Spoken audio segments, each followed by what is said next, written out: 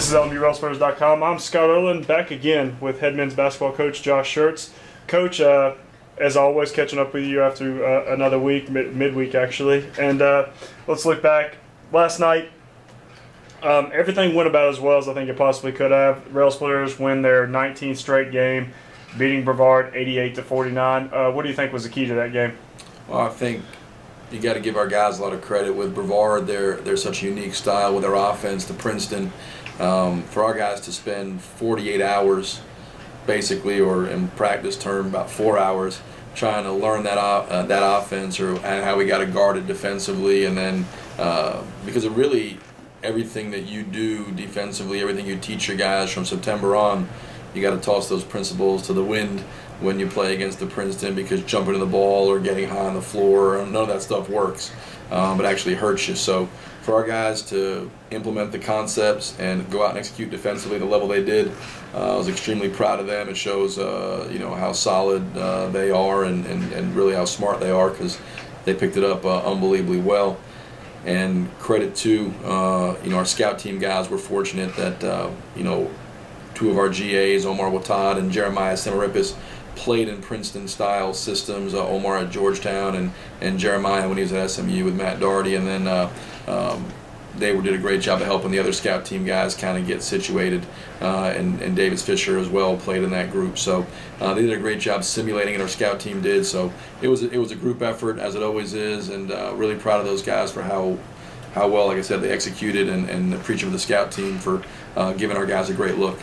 And then I think one of the keys to the game, and it was one of the first things you mentioned when you got on air with Rusty in your post-game report, was Darius Moose early on. He gets 29 here last year. We obviously knew he was second or third leading scorer in the conference. He's coming in, and he gets 10 points in the first 7 minutes, and then in comes Curtis Webb, and he gets 2 points the rest of the game. You just got to be happy with kind of the adjustment your team made after that hot start by Darius Moose to not let him get loose. 12 points, and when you hold a guy like him to just 12 points, especially after the start he got, that was a huge key. No doubt. Dorian got in foul trouble, and Dorian started on him, and we put Paul in, and it just wasn't going well. And so we went with Curtis Webb. Curtis been hurt, but he was able, he's been feeling better, and he's a guy, he's just blue collar. Unless you're really kind of an incisive basketball person, you probably don't notice Curtis a lot, because he does a lot of things. And like I said, from making catches tough on a guy to, getting in the ball and just bothering him, to rotation box outs, to loose ball plays, little things that unless you're really, like I said, an incisive basketball person, you probably don't recognize, because they're not things that appear in the stats. And I know you are incisive when it comes to that, but he definitely changed the game, because he came in and did a unbelievably good job on Darius, who's one of the best players in the league and one of the more versatile scorers in the league, because Darius can do it from three. He can do it, obviously, from the post. He can shoot the mid-range. And I think the 2 games last year, he had scored 50 points against us. He seemed like he was on pace to score 50 just last night against us. So it was nice that Curtis went in. And to Dorian's credit, in the second half when he went back, for the first 7 or 8 minutes, he did a really good job on Darius, and then Kurt came back in, and I thought that was a big key, was limiting him. But again, it was, as always, a group effort, because what Luquan did with Trevin Shaw, who I think is one of the best, is averaged about 17 points a game. I think we held him to 4, and so a lot of guys put a lot of effort in from a defensive standpoint, and because it's the Princeton, it does take an entire group kind of moving in concert, and guys did a wonderful job. Kurt did a good job of fronting the post when Moose went down there, but we had to have backside help. Guys were in the right places and did the right things, and so certainly very proud again of them and their effort and how focused they were. The concentration, the level they played with last night for 40 minutes on that side of the ball was off the charts. And me and you've talked about this a lot off air, and I don't know if we really talked about it much on anything that's been documented, but we've talked 19 games into the season now. It really feels like this could very well be the best defensive team you've had at your time here, which is saying a lot in terms of it's been one of the big keys of the turnaround here. And only 3 teams this whole season have shot better than 40% against you guys. Just really astounding numbers. You hold Brevard to 29% shooting. What do you think it is that this team does maybe differently defensively that gives them that extra little edge over some of your past teams? Well, I think when you go back a couple years, you go back to my early years, we're more athletic and our size is better. I kind of used to laugh and I love those two guys. We had Wally and Cam on the wings. We were number one in the country, and neither one of our wings could dunk. So it wasn't a big. They were smaller guys, and then listen, I wouldn't trade those two guys for anybody in the world. But our defensive side of the ball, when Luke Wan and Curtis Webb came in, it gave us guys that had on the wing area the versatility and the size and the strength to kind of match up to last year in Antoine Davis, a C.J. Gleaton, some of these big power wings, a Darius Moose, where maybe in previous years we had trouble with that, a Dondre Walker. A lot of teams in our league have that, that power, big 6'4", 6'5" wing that you got to be able to match to, and I think so. That's one aspect. This group's IQ is really good. When we go in and have a game plan and implement something and during preparation and say this is how we're going to do this is how we're going to do that, and we don't change our principles game to game. We certainly tweak them to try to figure out maybe the best way to guard something. There's not like there's been in any, every game's pretty much the same. The Princeton's a little bit different, but for the most part, there's no new offense invented that is unguardable. It's you got to figure out you're going to guard certain actions, pick and roll, etc. And so our guys are pretty good about picking up on what to do, and then they go out and execute. And I think it's those things, and then there's a commitment to it. Like you alluded to, this program is, I don't necessarily believe people say defense wins championships, and I don't believe that. I think you got to be really good on both sides of the ball, but I don't think you can be the last team standing and not be a great defensive team. It may not be enough just to be a great defensive team if you can't score. But you cannot just win with offense alone. Offense comes and goes. Make shots, don't make shots. This program has always be the foundation. We'll rest on the defensive side of the ball, and so these guys have been committed. They have the talent to guard in terms of the athleticism, length, etc. And then obviously, like I said, their IQ, as they demonstrated last night, is really high. So it makes for a team that to this point has been as good as anybody on that side of the ball, and probably, I'm sure, in the nation.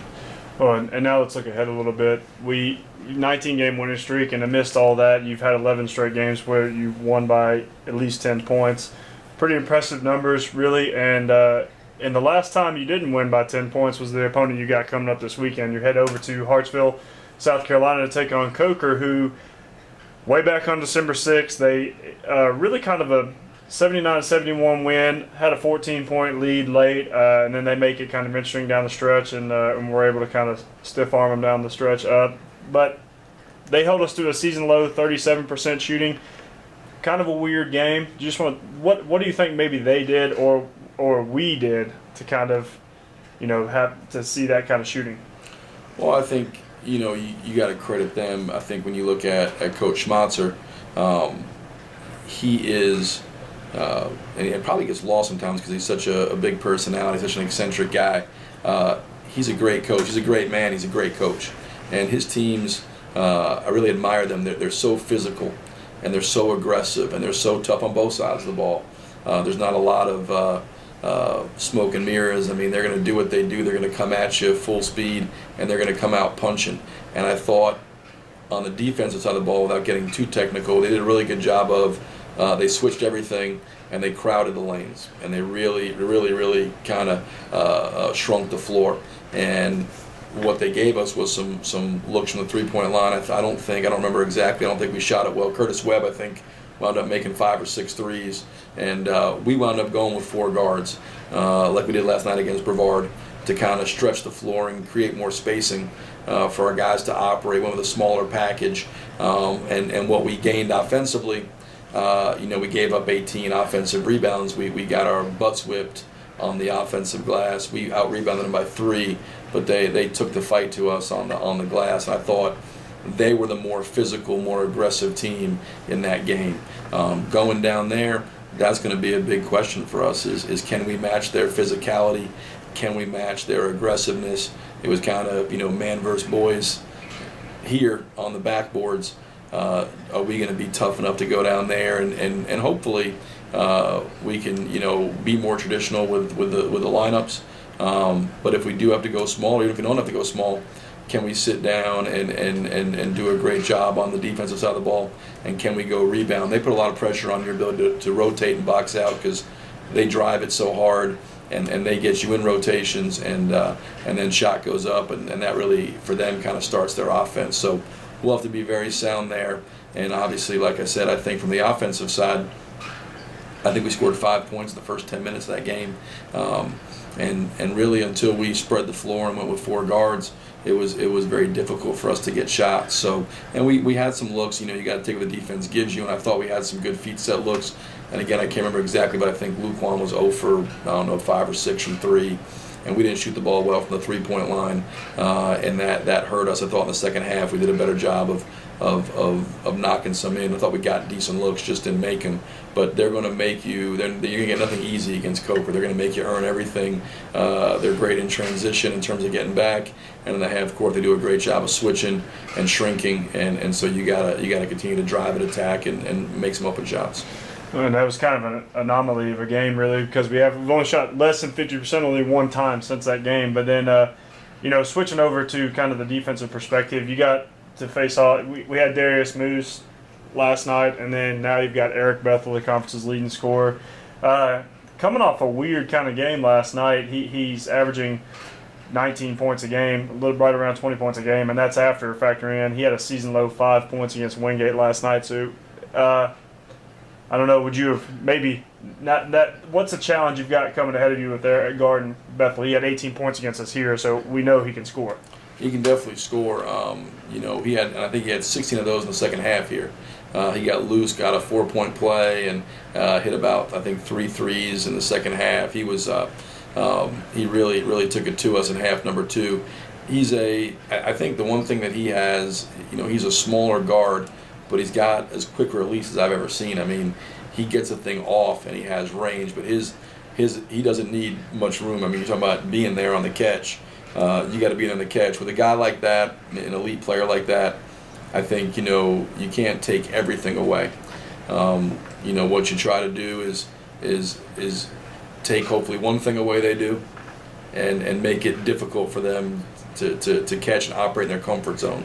And it's kind of like with Chandler Hash. You're not going to take everything away and hold him. Wingate held Bethel to 5, but that's going to be an anomaly.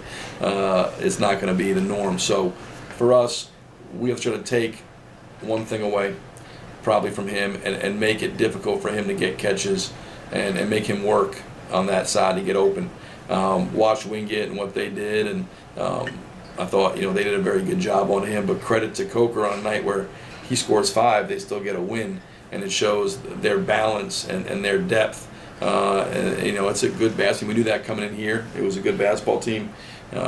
Watching them, they're as good as anybody in the league, capable of beating anybody, just like all of us, I think, capable of getting beat by anybody, just because the league, there's a tremendous amount of parity. And then this kicks off a stretch with 6 of your final 9 games away from Tex Turner Arena. Obviously, 5-game lead in the conference right now. Every single game is important, but how important is it to knock out this road trip, in particular, the 6.5-hour long journey over to Hartsville, afternoon game? Just how important is it to get through this one? Well, like you said, they're all important. I think this, and I think you and I have discussed this. For me, I know there's a theory, and obviously it's backed up by some fact that it's better. Winning percentages at home are much better than on the road, and et cetera, et cetera. I've always believed it's more about how we play versus where we play. When you're playing good teams, home, road, neutral, outdoors, indoors, it's about how you play and how well you got to play. I think coming into this stretch last year when it was inverse, we had 6 out of 9 at home. I was still worried. We have to go play well. And the people that say, well, you just win all your home games and split your road games, it's very dangerous to assume you're going to win all your home games. And, so for us, that's where my focus is, going to this 9-game streak where you got 6 on the road. Is my biggest concern with the trip from the standpoint of those things is keeping our guys fresh physically and mentally. because you're going to be a lot of travel. And Coker is our longest trip of the year, followed by next week our second longest trip of the year to Newberry. So back to back, you have very long trips against very good teams in hostile environments. So what can I do to keep our guys physically and mentally fresh going into those? But in terms of home road, like I said, I've always kind of viewed it through that prism, and it's just, it's how you play more than where you play. And if you're playing well and you go out and you compete and you execute at a higher level than your opponent, you'll win home or road. If you don't go out and compete and execute at a higher level than your opponent, you'll get beat, playing in your own house. So, it's really on us to go out and have great preparation, practice at a high level, and then go out and perform well on Saturday, because it's going to take a really good performance to have a chance to win down there. It's a good team. It'll be a difficult environment. Again, they're very well coached, so it'll take everything we have to come in there and try to escape. So we just got to focus there, compete, execute, and really elevate and continue to get better, because I think we still have a long way to go to be playing at our maximum capacity. Well, Coach, we certainly look forward to seeing what happens this weekend in Hartsville. Best of luck. Thanks, Scott.